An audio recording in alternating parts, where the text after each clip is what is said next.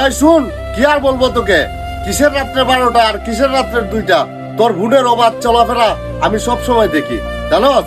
তোর বোনকে আমি সেই দিন হাতে নাতে ধরছি, তারপরও কিছু বলি নাই মান ইজ্জতের কারণে। এই আমি কি ঠিক বলছি?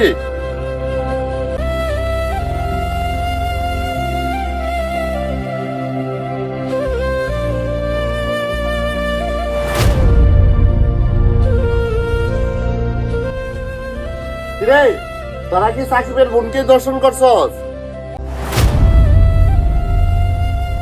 মাতবর সাহেব, আপনার লোকেরা আমার বোনটা দর্শন করতে করতে মাইকা লাগছে।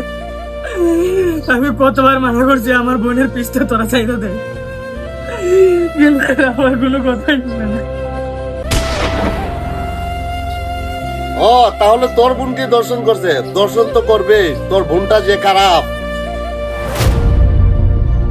এই শুন, কি আর বলবো তোকে, কিসের রাত্রে 12টা আর কিসের রাত্রের 2টা, তোর বোনের অবাধ চলাফেরা আমি সব সময় দেখি জানোস। তোর বোনকে আমি সেই দিন হাতে নাতে ধরছি, তারপরও কিছু বলি নাই মান ইজ্জতের কারণে। এই আমি কি ঠিক বলছি? এই শুনছস তুই নিজের কানে, পাবলিক কি বলে?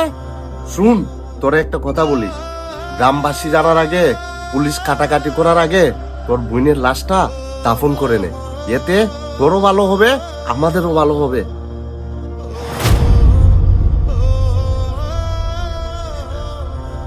এসব আপনি কি বলতেছেন মাতবর সাহেব? আপনার লোকেরা আমার বোনের দর্শন করে মাইরা ফেলাইছে, আমি আপনার কাছে বিচার চাইতে আইছি, আর আপনি এসব কি বলতেছেন? উল্টা আমার বোনের দোষ দিতেছেন, বলতেছেন আমার বোন চরিত্রহীন ছিল। হ্যাঁ আমি তোর ভালোর জন্যই বলছি, আর আমার কথা শুনলে তোর লাভই হবে।